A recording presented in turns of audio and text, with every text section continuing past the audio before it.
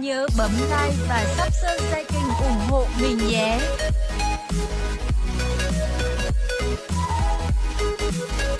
Change. I'll say change that happened to Rise is the fact that Rune Prison is much harder to get off. It is a slow unless if you empower it, meaning that you just go phase rush now.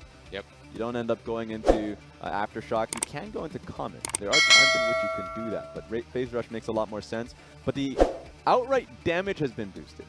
So you actually just have a lot more damage in your combos. So, and the splash damage too. Yeah. You can wave clear a lot easier. So I want to see who ends up picking it up. Looks like it's going to be Guoguo. Oh, into the mid lane. Okay, Guoguo, his champion pool increases, Raz. So good to see the Aurelia game 1 and the rise into game 2.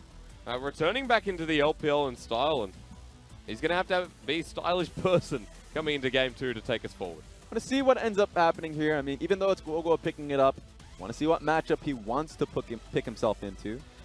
Because at the end of the day, I mean, both matchups look great for him.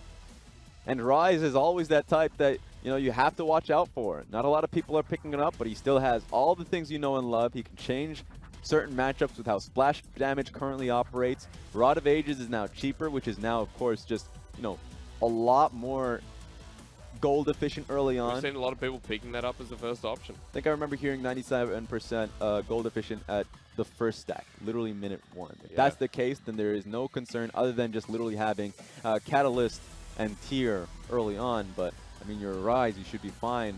And throwing yourself into the side lane is going to be even better. So want to see what we get out of this pick going into Plex's Akali. Yeah, we get to see this man on yet another champion.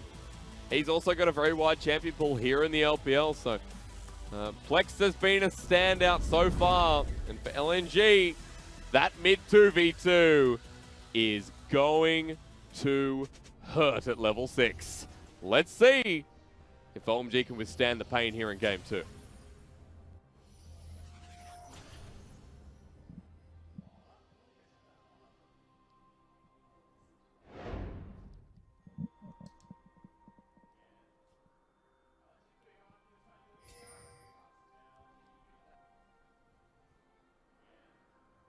Come on, OMG fans, I'm just waiting for you now. Oh.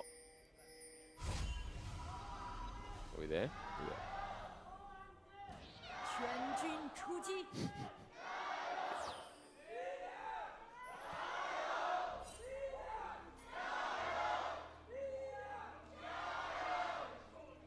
Now, of course, when we are over at Chongqing at the home arena of LNG, as LGD gets a louder chant than all two combined, there is a different gyro there. But here in Chengdu, sticking to the El Clasico, as you were talking in Champs, like it is going to be the phase rush on Guoguo's Rise. Yeah, you see it far more often. There's literally no reason to go Aftershock now if you're just going to be committing to, you know, the empowered Rune Prism. Yep. But now what you have to start respecting is just the wave clear that Rise has really early on, with the splash damage just being that easy as it is. So something you gotta have to focus on now. Easier to trade through the wave to be able to get the damage through Flex. Started with W. Just the usual here for Rise. And Point and click damage, of course, that makes sense. Yep. It's going to be the electrocute on the Akali, so no fleet footwork. Dangerous lane, as I mentioned, at 6. And parts of that point, SOF can get spotted out by a ward. Yeah, really good ward. But Asura baiting. Look at this. Ihan wasting his time. Hurt me. Hit me. Walks out into the lane. Asura and Dwyer like, yep. Doesn't matter what you do, because we might 2v3. Oh, man. Yeah, Jarvan's already out. And Leesin was just here to match him, too. Yep. So both teams recognize the dangers of the situation. Oh. Unless if your name is Ash. It's deja vu again. Look at where Leesin is, well on top of the Jarvan as Shelly gets low. Looking for the kill. The Sonic Wave into Resonating Strike. And Ihan has to get out. SOFM still has his flash, but that's an escape again. Level advantage, SOFM. He's doing a great job to set up his bottom lane to succeed. This is the Leesin game you dream about. Yeah. There was a little bit of danger there. Remember, Akali went back to base, so you can imagine Guoguo coming in to help. But they don't have any bit of information. Don't do it! Teleport to a minion, what do we say? Don't do it. Devour comes through. Chelly followed because he's a nice support. All right. We got ourselves some spellbook teleports here, too. Yep. Making 3. Shelly walking towards Dragon while SOFM was soloing this now. Bottom lane for LNG looking to help contest this, but Sonic Wave SOFM might be caught out. Shelly going to get the Devour, going to spit out the Leesin. SOFM flashes, he escapes, but he Sonic Waves, can't get the Dragon. That's a good contest from OMG. Yes, it was. Set up here for Jarvan, so at least he can hover just in case for a game. Giving them an opportunity to finally shove out in lane, so it's been able to slow this one down unless if SOFM finds that kick. Sonic Wave, resonating strike, binding doesn't connect. SOFM goes in anyway. There's the flag and drag. The arrow locks him down. He gets a massive shield. SOFM, they flush on top of him. They want him. They will get first blood, but that's an overcommit. Okay. That's too far forward. Flandre's here first. The Aurelia doesn't have the TP, so LNG take it all. Double TP at the exact same damn time. Plex comes in and Flandre at the flank. I feel bad for whoever was in the tummy of that Tom Kench because they got knocked up right quick by that. One press W. Yeah. And the Lux just gave him everything. Lux shield is just huge. It's too much. And now we're going to see it in action again as SOFM has found his angle onto Curse. He's level 9. He's 1v3ing. The safeguard to get out. This is a good angle as the Vanguard's edge comes out. And that was a nice escape. Isn't it fun to go up against an Aurelia? You know? Whenever you find those opportunities. That was really impressive, but we've been seeing a lot of, really impressive plays from Aurelias out there. Speaking of impressive, Flandre's got to be able to get out of here, and I don't think he can. The reverse dive going to come through, but this time Flandre has to withstand it. The World Ender is not available, so underneath the turret, trying to take Shelly down. Shield's going to block some of it. He takes up one too many, though, goes golden. Just in time. Shelly survives, and the kill goes over to Yeehan. Yeah, minute past 10 minutes, so they can use stopwatch. It's going straight up top lane. Oh. I think it's going to hit us, so... Is it? No, it's not. We're good. It's a vision arrow. It gave us vision over the I don't want to hear Rift those Herald, words. but it's too late. I don't care. You're going to hear it anyway. SOFM now, Rift Herald, head to the top side, and there's going to be a turret war. All right, should be able to get top lane turret pretty easily. Sure, you should be able to get... Actually, I wonder. Do they get bot lane turret faster? I think they I want to do. see the top lane turret. Damn, no, it's 4 turret plates up top Yeah. lane. You're right. You should be able to get this one easily. So first turret blood shed between Yeehan and Kane. All right, Not that's bad. Instead of finishing the Zeal, pays for itself. There we go. You're right about it paying for itself, right? Just like that. All that gold he amounted for a great QSS pick. I was a little concerned. A lot of the times when you go up against an Ashe, you go into cleanse, but you don't see it here. He wanted to have the teleport, and he knew he'd go towards QSS, so easy. Survived the lane up until now. The first time is Azura doesn't have the safety net, but net's outside. That was so easily done. Trap on top of Yeehan. The final spark saved away by Shelly. A great devour by the time Kench's teleport expended here from LNG's Plex. All right, that was a ballsy play from Jarvan. Asura still had his flash and 90 caliber net. He literally had everything. He was never going to be threatened in that situation. We'll go though. Okay. Ooh, half health SOFM. Remember, the Rise has Rod of Ages now with Pierce, so he can start chunking away at those health bars.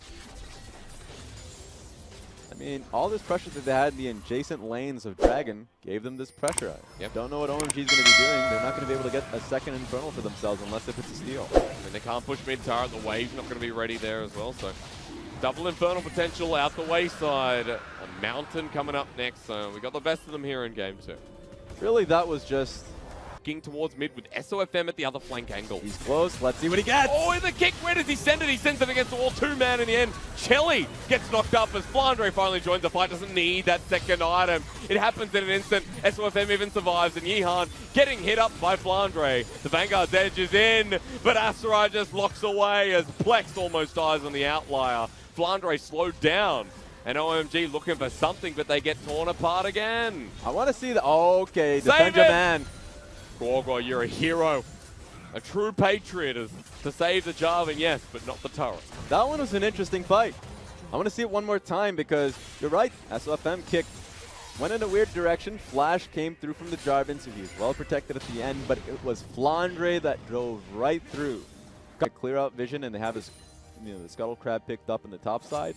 But the manpower should be on the bottom side of the map, as you can already see. World Ender versus Vanguard's Edge. Gets the dunk Wait a for minute. Curse. Regrets, I think he'll find. Ace in the hole. The insult to injury. Flandre, let's call it a quote-unquote solo kill. Flandre just had that easily. Yeah. Oh, here comes SOFM. Ooh, Shelly going to be slowed down. They've found their pick again. Plex has the ulti, the perfect execution. Kane launches the arrow, but swipes through. Plex hits him again, and a double binding from Dwan. You know this fight is over. Yeehan tags, and yeehaw goes Sofm. LNG, again, it's the full sweep. They're just smacking them. Plex and Sofm on the back end too. How quick did this game just devolve? LNG played with the tempo given, and now it takes them straight to Baron while Flandre gets the turret in. Raz, it's impressive to see that LNG are right back in that position. Yeah, I mean, a few things happened, right? I mean, LNG really caught a lot of pressure when bot side Flandre had a 1v1. And so you look towards Curse and you question, why did he pick up that fight to begin with? Overconfidence? Sure. But they knew that that side of the map was heavily controlled by LNG, so at the very least, you're going to be rolled up on by a few members. And then there were, you know, mid lane. Raz, each turret, that's a percent. Oh my god, please stop it. Did it go down by 0.1? I have no idea. Okay. OMG did something right. That's what brought the Colonel. He's like, okay, maybe. I'd be going up if I were you, Colonel, because Flandre down the bottom side now looking for the 1v4 outplay.